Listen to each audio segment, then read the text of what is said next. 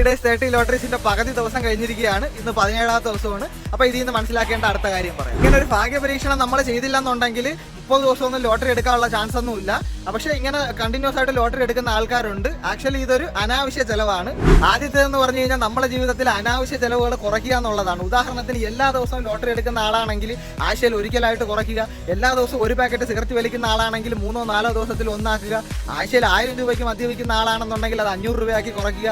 ഇപ്പോൾ ആഴ്ചയിൽ 2 തവണ വെളിയിൽ പോയി ജങ്ക് ഫുഡ് കഴിക്കുന്ന ആളാണെന്നുണ്ടെങ്കിൽ പറ്റുമെങ്കിൽ അത് 1 തവണയാക്കി കുറയ്ക്കുക. നമ്മുടെ ജീവിതത്തിൽ എന്താണോ അനാവശ്യമായിട്ട് ചെലവാക്കുന്നതായിട്ട് നമുക്ക് തോന്നുന്നത് അത് കുറയ്ക്കുക എന്നുള്ളതാണ്. ഇനി അനാവശ്യ ചെലവുകൾ ഇല്ലാത്ത ആൾക്കാരാണെങ്കിൽ നിങ്ങൾക്ക് കിട്ടുന്ന സാലറിയിൽ നിന്ന് ചെറിയൊരു എമൗണ്ട് മാറ്റുക. ഈ മിച്ചം പിടിച്ച എമൗണ്ട് എടുത്ത് എവിടെയെങ്കിലും സുരക്ഷിതമായിട്ട് ഇൻവെസ്റ്റ്മെന്റ് ചെയ്യുക എന്നുള്ളതാണ് അടുത്ത കാര്യം. അത് നിങ്ങൾക്ക് സുരക്ഷിതമെന്ന് തോന്നുന്ന എവിടെ വേണമെങ്കിലും നിങ്ങൾക്ക് ഇൻവെസ്റ്റ് ചെയ്യാം. വേണമെങ്കിൽ മ്യൂച്വൽ ഫണ്ടിൽ SIP ചെയ്യാം, FD ഇടാം. അങ്ങനെ അതിപ്പോൾ 30-40 വയസ്സാണെങ്കിൽ പോലും 55-60 വയസ്സിൽ ഒരു സർക്കാർ ഉദ്യോഗസ്ഥൻ അക്കൗണ്ടിൽ വലിയൊരു എമൗണ്ടുമായിട്ട് റിട്ടയർ ചെയ്യുന്നത് പോലെ നിങ്ങൾക്കും ചെയ്യാൻ പറ്റും. അവർക്ക് എല്ലാ മാസവും പെൻഷൻ കിട്ടുന്ന പോലെ ഈ ഒരു എമൗണ്ടിൽ നിന്ന് നിങ്ങൾക്ക് എല്ലാ മാസവും ഒരു ഇൻകം ജനറേറ്റ് ചെയ്യാനും പറ്റും. അപ്പോൾ അനാവശ്യ ചെലവുകൾ കുറയ്ക്കുക, ഇൻവെസ്റ്റിംഗ് സ്റ്റാർട്ട് ചെയ്യുക. ഇന്നത്തെ ലോട്ടറി ഇന്ത്യയിൽ ചെന്ന ഓപ്പോസിറ്റ് ഉള്ള ഈ ഒരു കടയിൽ നോക്കാം. അപ്പോൾ ഇന്നത്തെ നമ്പർ എന്ന് പറയുന്നത് SU 862277. സമയം 5:41, 14 ഓർഡറും 554 ഏണിങ്സ് എന്ന് പറയുന്നത്. എന്തായാലും റിസൾട്ട് നോക്കാം.